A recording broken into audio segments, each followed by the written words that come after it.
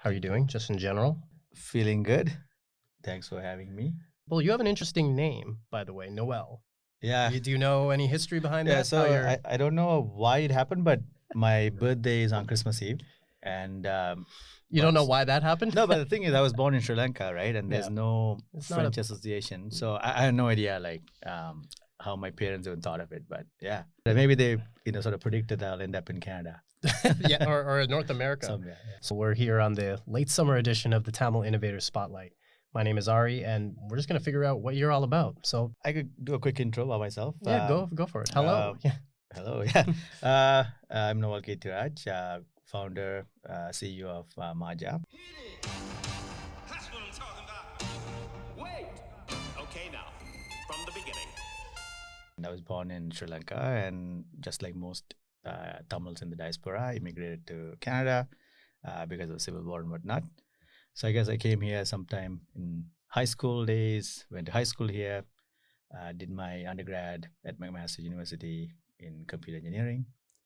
And after that, worked in tech primarily. So most of my past life has been working at places like Motorola, Lenovo, Google, and different development and product management type roles. And at some point, I kind of like got fed up, I guess, working too much in tech. And then I went into my MBA. Then after that, being a bit more entrepreneurial. So I launched a few companies, many failures, and then here we are with Maajja, the latest venture. There's always a lot of failures, right? I guess it's those are the lessons, I guess. Before you started all this, going on your own per se, what was your favorite company to work in? So honestly, Google was amazing.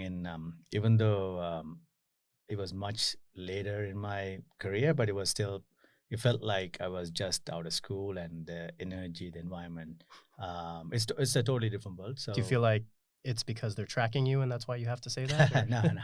No. I mean, I found that it's a very entrepreneurial company, and they did not work with a lot of bureaucracy.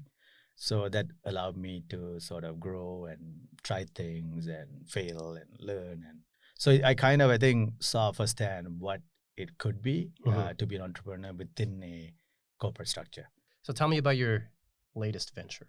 So Maajja is a technology-enabled label alternative. We are a management services company. We work with musicians that are of South Asian descent globally.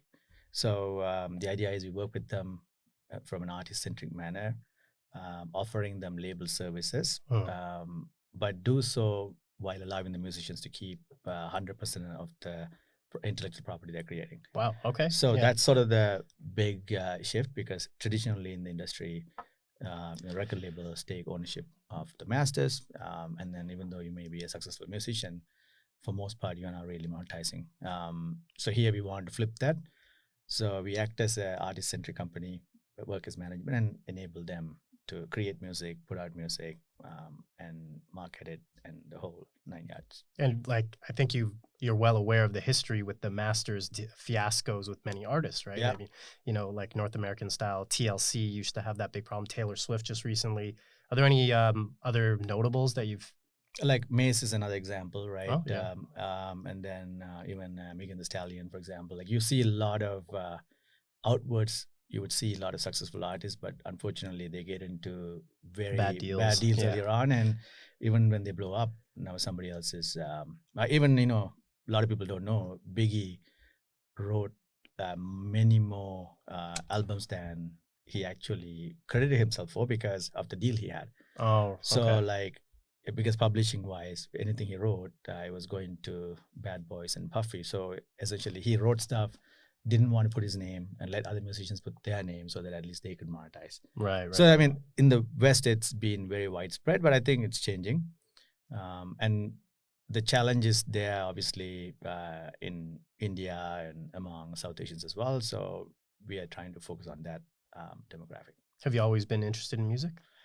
I've been a fan. I grew up. I've been a fan. I listen to music. I listen to music, and I've been throughout university days and stuff like that. We used to have house parties just for fun. I used to DJ and stuff like that. So it's always been like that. But from an industry perspective, it's something much later on with the current venture that I got into. So you talk about obviously the current venture. Firstly, how did you come up with the name? Maajja. So again, we were just brainstorming a Yeah. bunch of ideas, and one of the artists, Sean Vincent Paul, who's based out of Toronto. Yes. So we kind of like lot of fans here, had yeah. him, I had him in the loop, and he was throwing different ideas. And one concept he came up with is that we used to be sort of a very magnificent civilization back in the days, Right, the whole right. Indus Valley, the whole region, and then, but now if you look in India and surrounding areas, is more or less looked upon as a developing Yeah. third world sort of a country, right? So his whole idea was, why don't we bring the greatness back and go back to our glory days? So it was a play on words of magnificent that sort of became Maajja. Okay, cool. Yeah. Let me know about your team. How did your team get involved? So teams, essentially, again, we had common, interest unrelated to whatever we are doing today. So we always just, time to time talk about, hey, let's do something together. But each of us had our, ongoing engagements in different areas. So when this opportunity came up, there was a meeting with Rahman. So essentially, there was, we were supposed to meet him and then potentially present him some idea to Yeah. see what he thought. And That's awesome. when that opportunity came, we just came together literally because few folks that had some common thread, and there was a pitch deck that was put together. So from something I enjoy, because there was a short stint I had in investment banking where looking at net new industries and sort of analyzing challenges of the industries and what could be disruptive and that kind of stuff. So when we looked at music, so for me, if you were to take a look at holistically among South Asians, Yeah. What would make sense? What are some of the systematic challenges? And we saw that film and music in India was so intertwined, and how that is creating a barrier for talented artists to go unheard. So the idea was very simple: like, why don't we create a parallel industry and the infrastructure around it, so the musicians could, without relying on films, make their music out there. Because that seems to be the draw all the time, right? Exactly. So because it's done in the West, right? So why not try it in India, for example? And that was a fundamental idea, and we pitched it to him and then he totally loved it, and that was that. So we just then off we went, and then next thing you know, we released our first song, "Enjoy in Jami." Became a very viral sensation, like 430 million now, I think, in YouTube. Wow. So it's sort of changed the dynamics and landscape, and people now started taking notice as to, hey, you don't have to make music, and you don't, in terms of targeting films, and you could do so independently. So that was sort of the first step, and since then we always tried to push the envelope a bit, go against the grain. So it's been an exciting ride from that perspective. How would you pitch to me, or just a fan, or just why are you different, right? Yeah, so I think fundamentally the advantage we have is we don't come from the traditional industry.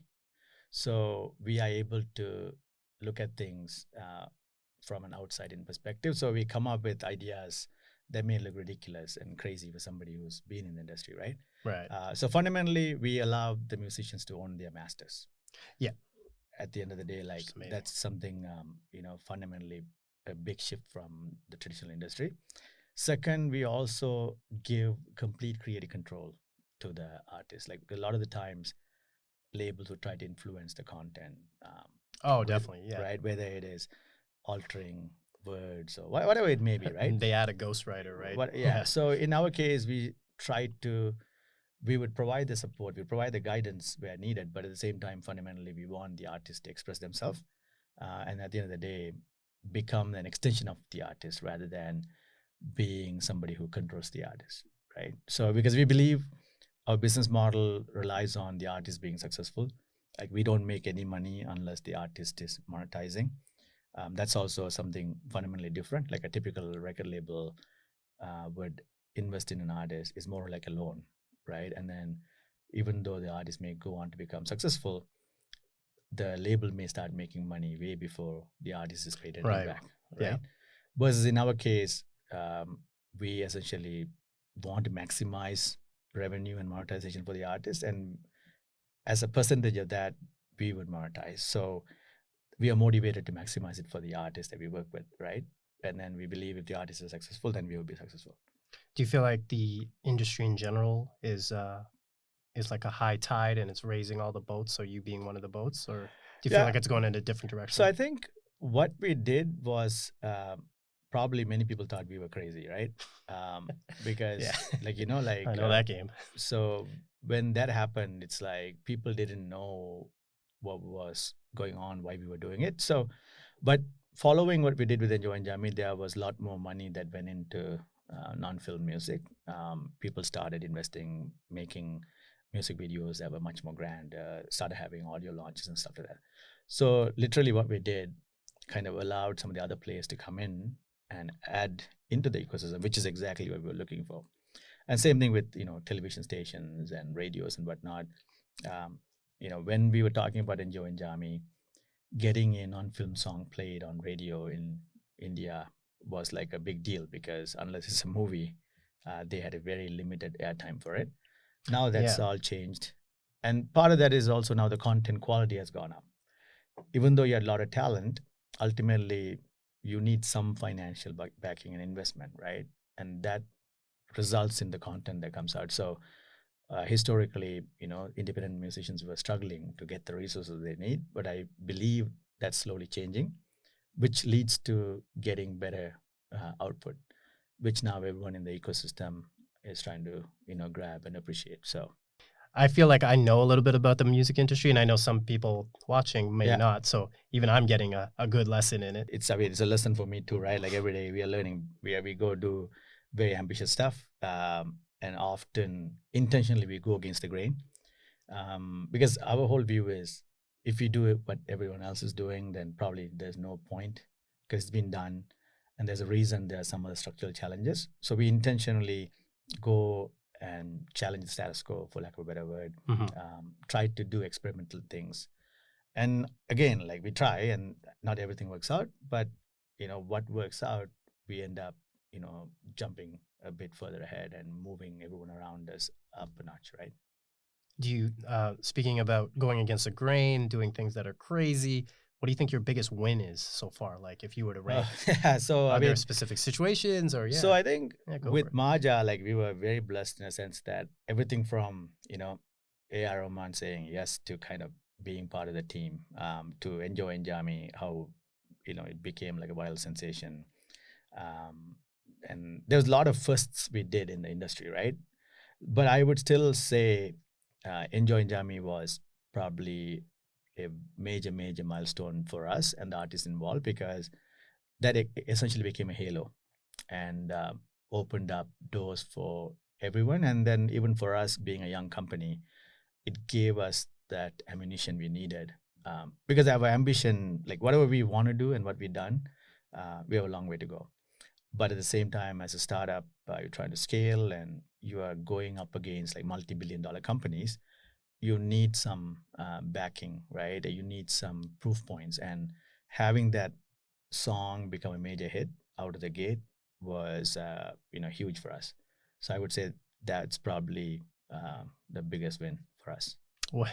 Now I got to flip that, right? What do you think the next Well, question is? yeah. What's the worst thing? I mean, we obviously learned a lot, and I think that's part of the game, right? I mean, if things go perfectly, I would say we're not trying hard enough. So, so it's, you know, I am not bothered by things going wrong. But I would say one thing is, though, us being Canadian and going into a new market, like we are so used to being transparent and you know, being very upfront about stuff and sharing too much.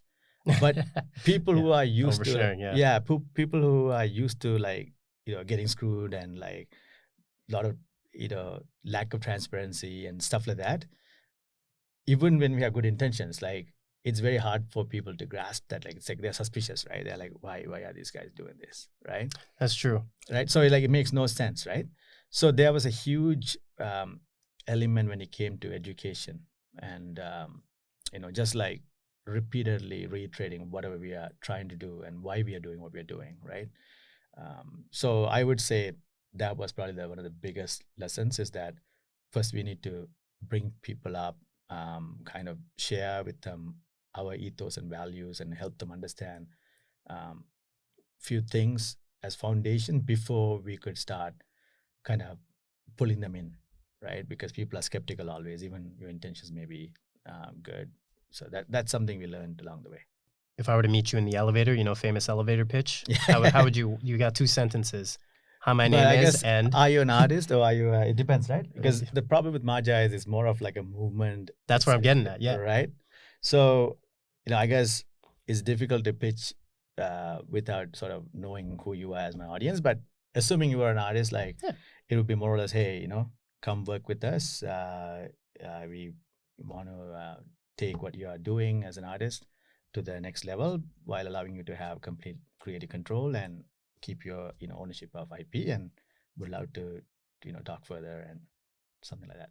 Well, it's great because I got my mixtape. All right, there you go. So yeah, like I mean, that's also what's exciting about maajja. Like essentially, we are disrupting at least 3 different traditional verticals. There was the traditional artist management as a service. You have record labels providing label services, and you have sort of experiences like from like live events and whatnot, right? So what we've done is taking an artist-centric approach and kind of cutting across horizontally. So it kind of is a blend of all these things. So at a given point, we may be talking to an artist, we may be talking to somebody who's a distributor, somebody who's a brand manager. So that's why, like, elevator pitch like totally depends on who I'm, if you are a brand manager. That's true. I just totally doesn't make any sense. It was a loaded question, Yeah. but I'd love to see where people go with it, right? Yeah. Sometimes you want to explore their brain, and I guess that's what this is about. So, what do you listen? Who do you listen to right now? Personally, like I'm a big hip hop fan, like I've always been, right? So like one thing I'm still searching is because I grew up in the whole Biggie, Tupac, It's the best. the Jay-Z like Bad boy, era, baby. right? So like I'm still searching and always looking at experimental musicians. So JPEG Mafia is somebody I'm a big fan of. So I appreciate artists who are trying things outside their comfort zone, because if you're smart enough, right, you could figure out what sells and what people are listening to, and you could try to do something similar. But then you also know that that's not going to be It's not sustainable. right? Yeah. So the ones that go on to do great things often would figure out something experimental. So personally, like, I spend all of my Fridays basically listening to like net new and totally unheard artists. So JPEG Mafia, I'm a big fan of. And also I'm still searching for like sort of like a female MC, I guess, like, like the likes of Lil Kim or like a Foxy Brown. Hey, the like, precursors of, all the, like Megan Thee Stallion. Exactly, right? Or so, Cardi B. And then even before that, Cardi B's and Nemesis. Yeah. Why am I forgetting her name right now? What's her name? Nicki Minaj. Nicki Minaj, yeah. So they all obviously come from those two. Exactly. Right? So yeah, like, so it's kind of, because one of the latest stat I saw, like every day now you have 60,000 songs coming out every day. So the whole discovery process of how you... Is it really 60,000 songs every day? That's the latest data from Spotify, yeah. 2 years ago it was 20,000. So that's why it's much right? streaming, and then also that makes it easy now. Digital makes anyone become an artist, right? You don't have to now go into an expensive studio, do a lot of cost prohibitive things. Now you could, with a laptop and a basic microphone, like you could put out an album, right? We can mumble rap for sure. Yeah. So you do mention the indie creator a lot, and I guess if someone was an indie creator right now watching this, how would they elevate themselves? You mentioned technology is easy now; it's accessible. Yeah. What's the next step? If they can't meet you in an elevator, how would they rise to? So one thing I keep telling people is, right, like, because we focus on South Asian, so I'll kind of throw out some numbers. In India alone, you have like 1 billion plus people, right? Easily. And if you say 10% of them would have some level of musical interest, that's still, you're talking about 100 million people. 100 million, right? Then you bring it down to like 1%, that's still 10 million who I would say are probably professionally trained or some level of music knowledge. So now you bring it down to 0.1%, that's still 1 million people who I would say are, above average. You bring it down to 100,000, I would argue people of the caliber of a Beyonce or like a top um, A star from the West, right? Mm-hmm. So that's the numbers and the volume we're talking about. What this means is one of the common challenge for South Asians in general is you grow up watching movies. So you have this structure in front of you where somebody acts in the movie, somebody writes the lyrics, and often the singers are just singing, right? So you have like 3 people involved when you look at a song. What that means is now when you're growing up, you go to music class or whatever, but then you're focused on becoming a good singer. So what I encourage people to do is now, that's great. Now, what else can you do besides singing, right? Because again, the numbers I'm talking about, there will be a lot of great singers, right? So how do you differentiate yourself? Like, are you able to write? We don't have to write perfectly, but are you able to write something? Are you able to do some basic composition and stuff like that? So I am always encouraging people try to do more than one aspect of making music. Second is just like going to the gym. You have to put in the work and keep doing it, because I don't buy the excuse that they don't have the resources to record stuff, because again, I am happy with somebody just recording on a phone, right? No one is talking about content that's perfectly recorded and mixed and mastered. I'm talking about just keeping up with creativity and actually doing things on a day-to-day, at least week-to-week basis. You got to exercise your muscles, right? Yeah. So because that's one of the challenges I see as well. Of course, people before they get into music full time, you would do other jobs and things like that, but it comes down to priority. Mm-hmm. So even if you work Monday to Friday, Saturday, Sunday, if you can't find time to do something, right, then that's the first thing I would challenge, right? Because again, I'm talking about sheer numbers, and that's these numbers I'm talking about are not made up. Like, we were just in India, like, the talent you see, like, it's like crazy. So how do you stand above them? And more than that, it's a discovery process, right? Because as an artist, you are constantly learning and trying to figure out your sound and so on. So you can fast track that by literally, doing the work. You don't have to worry about releasing it. You don't have to worry about spending money to perfect it. So you just keep doing it. And then at some point, you may realize, okay, this particular track actually has some traction based on feedback you're getting. Yeah. Then you do something with it, right? So that's a common thing I tell folks. And then I also, like, even though I may not respond to people, but like, there's a lot of emails and messages come my way, and I go through them and everything. I sort of like keep tabs on people. When somebody keeps sending me stuff, right, over time, it also shows me that they're committed to the craft and despite their challenge. So I'm then thinking about opportunities that may be a fit and reach out. Just think about all of the, there's that joke about, if you feel bad about yourself, at least you're not the one person from your town still trying to be a rapper. This is good advice to anyone who's trying, right? So like, I think, it's not too bad here, but like, definitely, like, everyone sort of at some point wants to do something, right? That's in the music industry or whatever, like, and the ones who stick with it, you see that eventually they figure out their way. But obviously, it's not like you had to have various elements come together and the appropriate support system. But fundamentally, at least you should give it all you got to see if you have what it takes, right?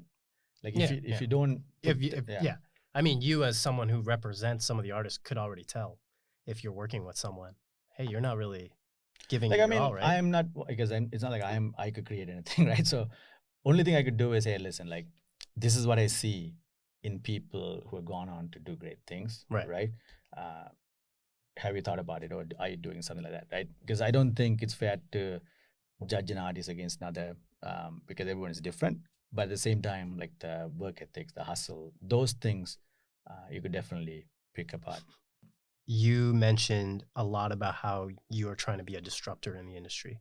Maybe not the leader of that, because you never know who the leader is, and that's the whole point. Where do you see the technology within music going in the next 5 years, and how would you be involved in that? So for us, when we launched Maajja, like, fundamentally tech was going to play a huge part, because actually, like, personally and few of us in the team, we came from the tech background, right? Yeah. And to do what we are doing at scale, tech will play a huge part. Where music is heading and the whole industry as a whole, there are a lot of issues in terms of contracts, enforcing contracts, collection of royalties and things like that. So from that perspective, I think blockchain will play a huge role, right? In terms of smart contracts and so on. So eventually, and also like fair distribution of royalties collected and tracking and collecting royalty, all those things, right? So there's that side of it. Similarly, ticketing, for example, again, the secondary market for tickets is a multi-billion-dollar industry, and that's all pocketed by like scalpers, right?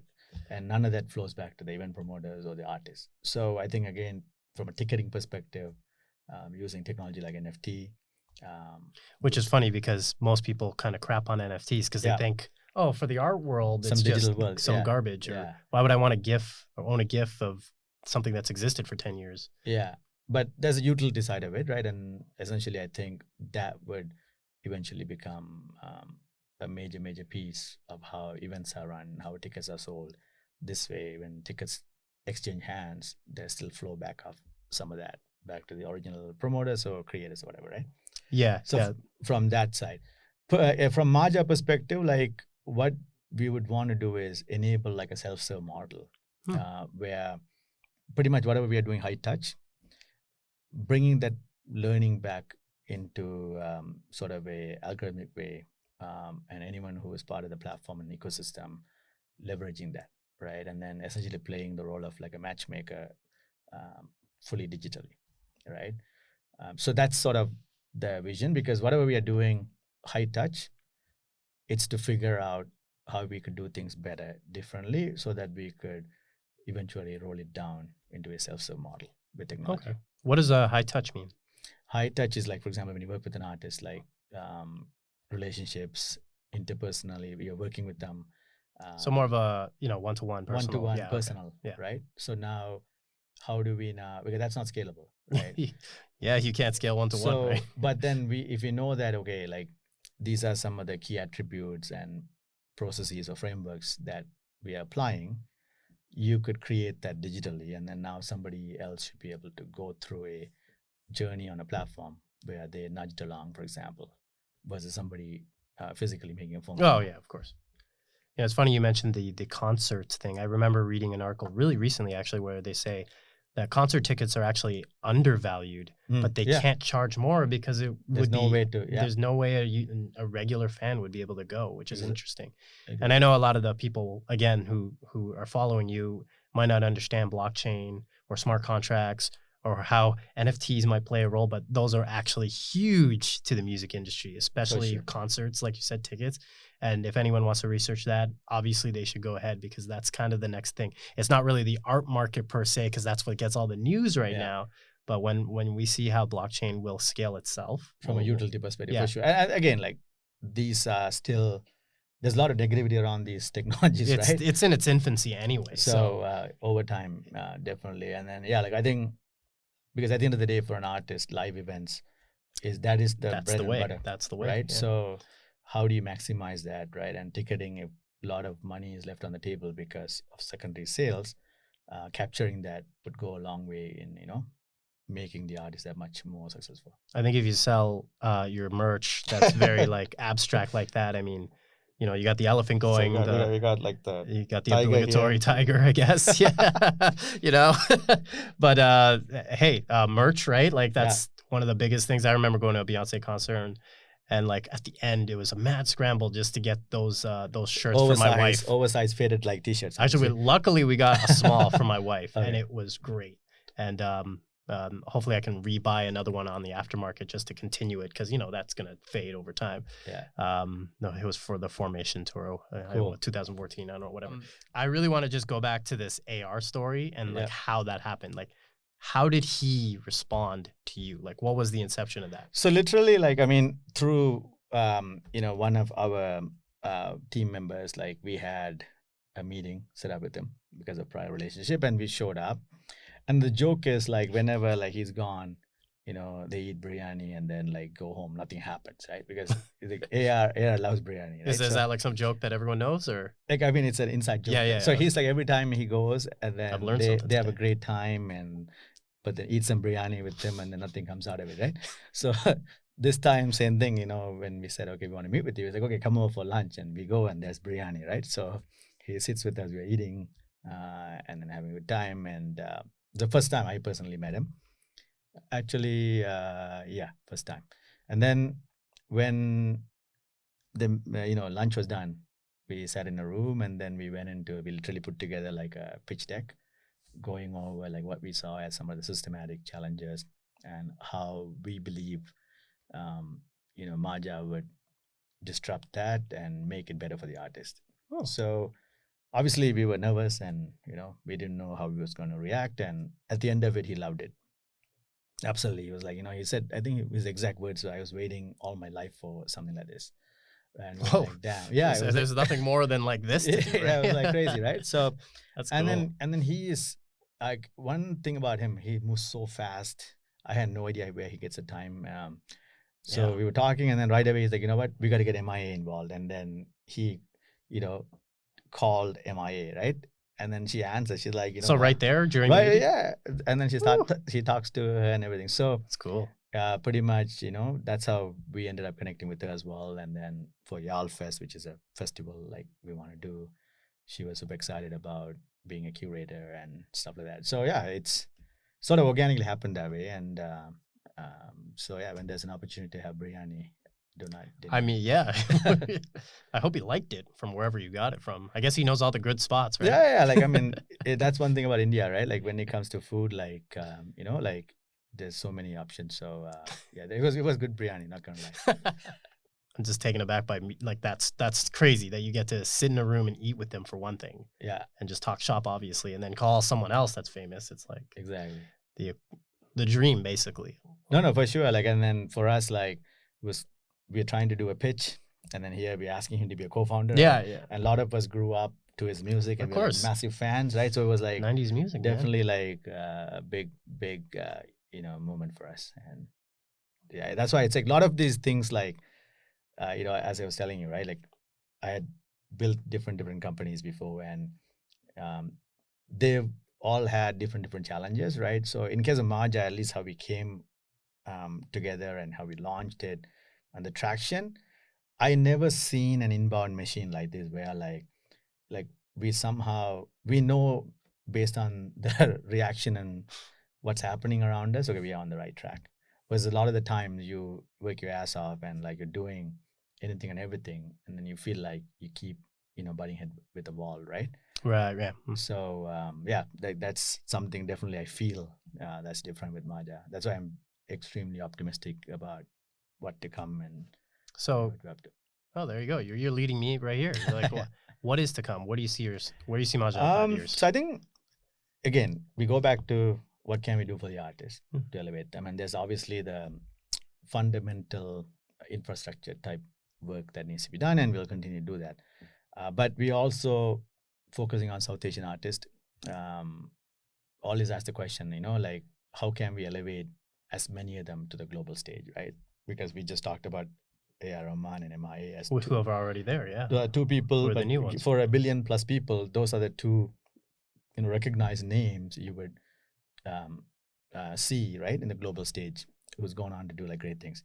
So we always want to get artists involved and figure out ways where there can be more of those, more and more artists in that conversation, in that caliber. So a lot of global collaborations we are looking at. So east to west collaboration. So we kind of look at ourselves as a hub where just like there are artists in India and among the diaspora that we are working with and trying to bring them out to the mainstream global stage, equally there are artists in the West who are established, the likes of Drake and so on, who want to go in India, right? And India is a beast. It's almost like a country of countries. So there's a sweet spot there where we would like to play a role. So we are doing quite a few projects that we'll hear more about, where a lot of collaborations with major artists in the West, and also introducing some of the concepts that are taken for granted in the West, like sync licensing, for movies.